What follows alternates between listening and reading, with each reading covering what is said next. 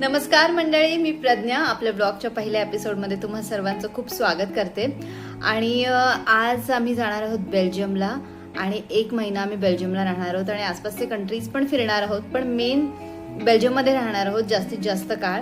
तर आमच्या जर्नीमध्ये आम्ही तुम्हाला पण घेऊन जाणार आहोत आणि टेक ऑफ पासून परत लँडिंग पर्यंतचा सगळा प्रवास आपण या एपिसोड्समधून बघणार आहोत. आणि बेल्जियमचं कल्चर, तिकडचे टुरिस्ट स्पॉट्स आणि तिकडचं ट्रान्सपोर्टपासून कम्युनिकेशनपासून बऱ्याच गोष्टी आपण एक्सप्लोअर करणार आहोत. सो आय होप तुम्हाला मजा येईल खूप खूप. So let's get start. सगळ्यात आधी मी तुम्हाला बॅग्स दाखवते. 1 नाही, 2 नाही, 3 नाही, किती बॅग्स आहेत दाखव. सो अशा ह्या तमाम बॅग्स घेऊन जवळजवळ 9 बॅग्स घेऊन आम्ही जाणार आहोत आणि मस्तपैकी भरपूर खाऊ सामान भरलंय आम्ही याच्यात. सो आम्ही निघालोय आता आणि इथे भरपूर ट्रॅफिक आहे, पण लकीली वेल इन ॲडव्हान्स निघालोय, so there is nothing to worry. Let's see. आणि आम्हाला पोचवायला माझी सिस्टर आलेली आहे, लव्हली सिस्टर. सो अशा प्रकारे आम्ही टर्मिनल 2ला येऊन पोचलेलो आहोत आणि ते भयंकर मोठी लाईन आहे बॅग चेक इन करण्यासाठी. आणि आपण तोपर्यंत आपला गेट नंबर चेक करूया. सो माझा गेट नंबर आहे 077. सो इथून चेक इन केल्यानंतर आम्हाला जायचं आहे 077ला. आधी मला वाटलं की खूप लाईन आहे आणि खूप वेळ लागेल, पण नंतर पटापट लाईन सरकली. मला वाटतं आता 10 मिनिटाचाच आमचा नंबर येईल आणि बॅग सगळे आत जातील. सो जरा फ्री वाटेल. सिक्युरिटी चेक इन झालेलं आहे, सगळ्या बॅग आत गेलेल्या आहेत आणि आता इमिग्रेशन काउंटरवर आम्ही आलो आहे आणि तिथे पण बऱ्यापैकी लाईन आहे, पण इमिग्रेशनचे बरेच काउंटर असल्यामुळे लाईन पुढे सरकते पटापट. सो आता ऑलमोस्ट आमचा नंबर आला, झालं इमिग्रेशन आणि आम्ही ड्युटी फ्रीमधून चालत गेट नंबर 77 शोधतोय. आता हा जो गेट नंबर 77 आहे हा बऱ्यापैकी लांब आहे. सो ड्युटी फ्रीमधली सगळी दुकानं बघत आम्ही चाललोय गेट नंबर 77 शोधत. सो मजा येते तसं, कारण वेळ खूप आहे, सगळं झालेलं लवकर. हे सगळे बोर्ड बघत, त्याच्यावरची इन्फॉर्मेशन वाचत आणि त्याच्यावरून गेट नंबर 77 शोधत जातोय. आणि काही कठीण नसतं, म्हणजे आपल्याला असं वाटतं, म्हणजे लांब असतं थोडंसं आणि खूप गोष्टी असतात, खूप गेट्स, खूप दुकानं आणि खूप असे इकडून तिकडून बऱ्याच गोष्टी असतात. पण ते साईन बोर्ड्स इतके क्लिअरली दिलेले असतात की काहीच त्रास होत नाही. एकदम इझिली आपण फक्त बघत जायचं, नाही समजलं तर विचारत जायचं. सगळे खूप हेल्पफुल असतात. आम्हाला सगळे चांगले लोक मिळाले अगदी पोहोचेपर्यंत. आणि आता आम्ही पोहोचलेलो आहोत गेट नंबर 77ला आणि आता आम्ही वाट बघतोय. जवळजवळ 1-1.5 तास आम्ही आधीच पोहोचलेलो आहोत. सो आम्ही इथून तिथून खाली दिसणारी विमानं बघतोय, त्याच्या आसपास फिरणाऱ्या गाड्या. काही गाड्यांमध्ये सामान आहे, जे सामान ते लोड करतायत. काही बसेस जात आहेत, बसेसमधून पॅसेंजर्स येत आहेत जात आहेत. आणि आता आम्ही आलो आहोत आणि आता ऑलमोस्ट आम्ही विमानात एंटर करणार आहोत. हा पाथवे आहे जो गेट नंबर्सला विमानाला जोडतो. त्या पाथवेमधून एंटर करण्यासाठी बस बोर्डिंग पास ते चेक करतात आणि दॅट्स ऑल. चेक करून आता आम्ही डायरेक्टली विमानामध्ये एंटर करतोय. सो दारात पण ते थोडंसं चेकिंग करतात, सेम बोर्डिंग पास चेक करत आहेत. आणि मग आता आम्हाला आत जायचं आहे आणि आमची सीट शोधायची आहे. तर लकीली आमची सीट एकत्रच आहे आमच्या तिघांची. आम्ही तशीच वेब चेक इन करताना तशीच करून घेतली. हे बिझनेस क्लास आहे. इथून आम्ही फक्त चालत पुढे जातो आहे इकॉनॉमीकडे. आणि आता आम्ही ऑलमोस्ट इकॉनॉमीमध्ये पोचलो आहोत आणि आता सीट शोधत आहोत.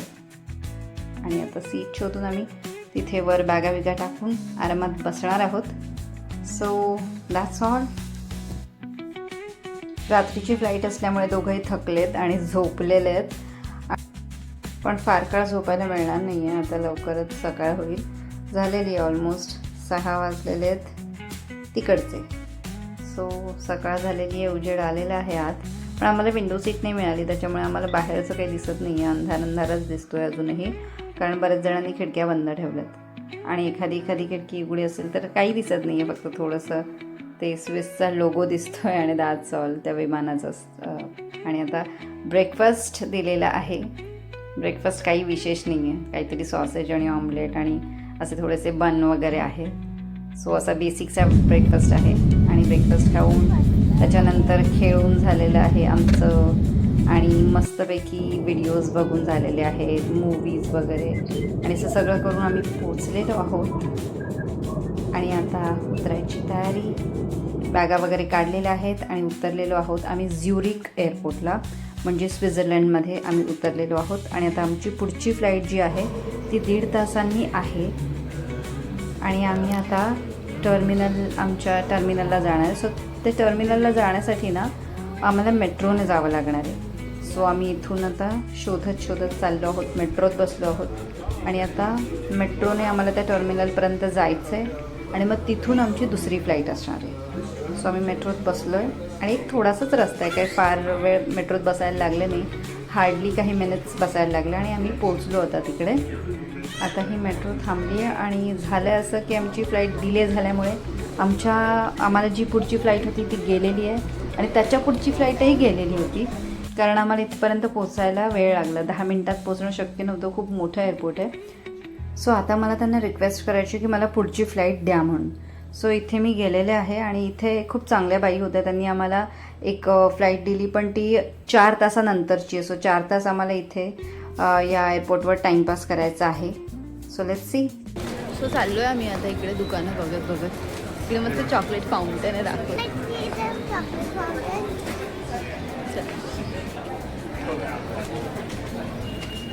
अशी सगळी चॉकलेटची दुकानं आहे.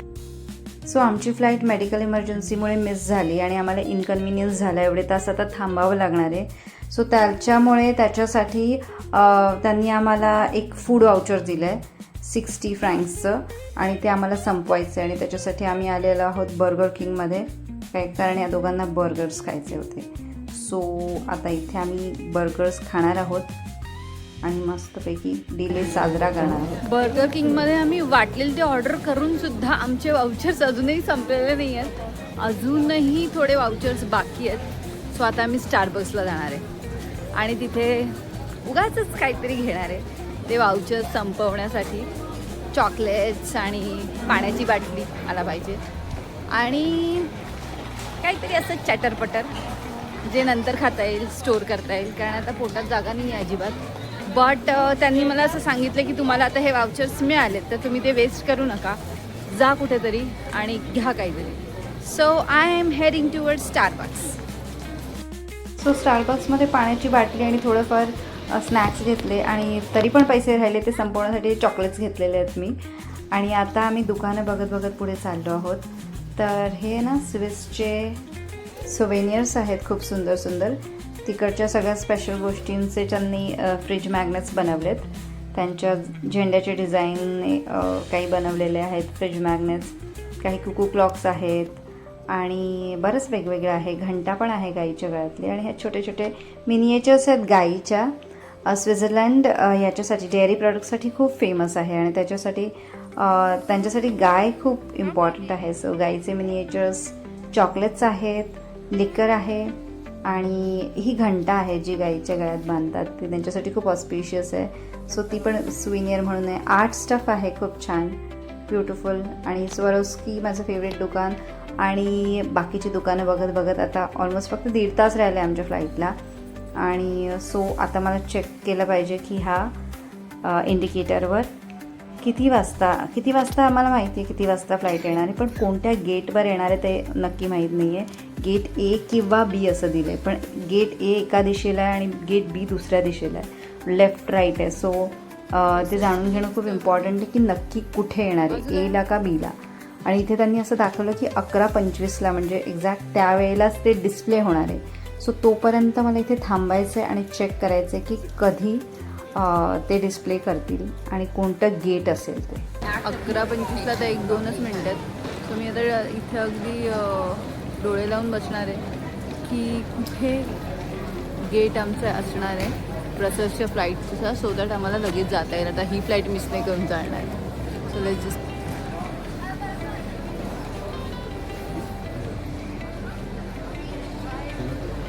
ओके. सो गेट आहे A83. सो A83ला आता आम्हाला पोचायचं. आता परत 2-3 किलोमीटर चालावं लागणार आहे आम्हाला त्या गेटपर्यंत पोचण्यासाठी. चला. सो इथून एचा ॲरो इथे दाखवलं आहे, सरळ जायचं आहे. आणि 83 पर्यंत पोहोचायला प्रचंड चालावं लागणार आहे. सो आपण चालत सुटलेलो आहोत परत या गर्दीतून. एअरपोर्ट कितीही मोठं असलं आणि किती कॉम्प्लिकेटेड वाटत असलं तरी त्यांनी इतकं व्यवस्थित सगळं ॲरोज वगैरे देऊन इतकी व्यवस्थित माहिती दिलेली आहे ना की शोधायला काहीच त्रास होत नाही.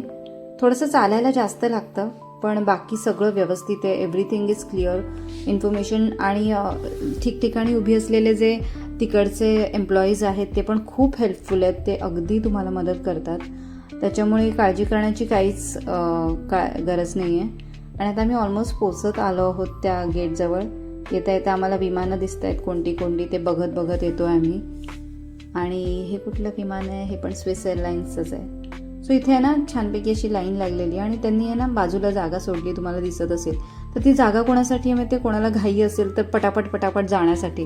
म्हणून ते पूर्ण रस्ता ब्लॉक नाही करत. सगळे एका बाजूला उभे राहतात आणि एक बाजू रिकामी सोडतात. How thoughtful isn't it. So finally आम्ही गेट नंबर A83ला येऊन बसलेलो आहे आणि आता वाट बघतोय. पण आता असं झालं आहे की तिघांचे सीट्स वेगवेगळे आहेत. म्हणजे अभिज्ञाची आणि माझी सीट वेगळी आणि अभंगाची वेगळी आहे. एकदम एका टोकाला आहे. आणि मी त्यांना जाऊन सांगण्याचा प्रयत्न केला की ॲटलिस्ट ती छोटी आहे तर मला तिच्याबरोबर बसायला लागेल, मी तिला एकटीला नाही सोडू शकत. पण ते म्हणतात फ्लाईट खूप फुल आहे आणि आता आम्ही काही नाही करू शकत वगैरे. पण आणखीन एकदा मी प्रयत्न करणार आहे. आणखीन एकदा कोणतरी आलं की मी त्यांना रिक्वेस्ट करेन की ती खूप मायनर आहे आणि मी तिला एकटीला कोणाच्या बाजूला बसायला देऊ शकत नाही. So let's see. आता थोड्या वेळाने कोणतरी येईल तिकडे त्या काउंटरला आणि मी वाटच बघते.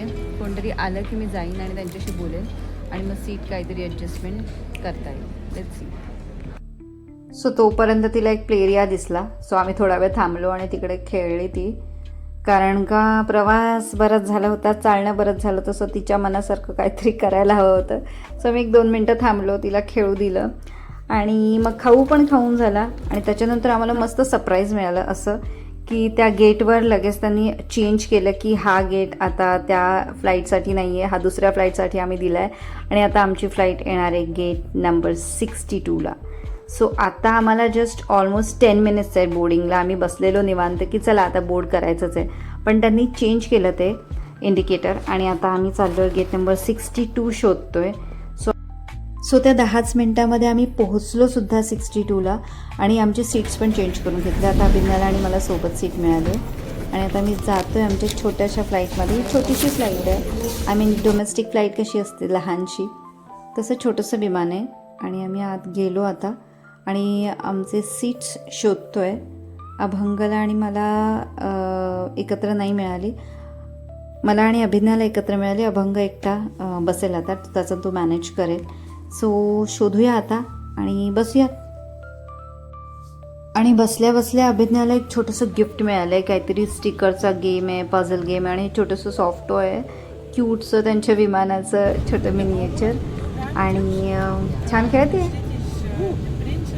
आणि असं वरून छानपैकी ब्युटिफुल ग्रीन स्वित्झर्लंड बघत आम्ही निघालो आहोत. छोटीशी फ्लाईट आहे, 1.5 तासांची आहे. 1.5 तासात आम्ही पोहोचणार आहोत आणि ऑलमोस्ट आम्ही लँड झालो. सो तब्बल 24 तासांनी, म्हणजे 24 तास झाले आम्हाला घरातून निघून.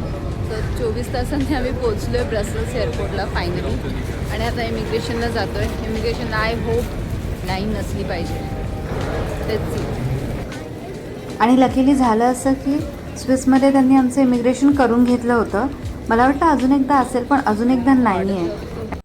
सो आता आम्हाला बॅगेज कलेक्शनसाठी बेल्ट शोधायचं आहे आणि तिथे बॅग्स येतील. सो बेल्ट सापडल्याबरोबर लगेचच बॅग लोड करायचं आम्ही काम सुरू केलेलं आहे. ही 23 किलोची बॅग मी अशा प्रकारे उचलून ह्याच्यावर लोड केलेली आहे आणि फटाफट बाकीच्या पण करून आम्ही निघालो आहोत. बाहेर जायचं आहे आणि पटकन बाबाला भेटायचं आहे अभिज्ञाला. सो संपूर्ण 24 तास आमच्याबरोबर पूर्णपणे फॉलोअप करत बाबा रेडी आहे, हजर आहे एअरपोर्टवर आमच्या आधी. Bye bye. पुढच्या एक्साइटिंग एपिसोड्समध्ये. बाय.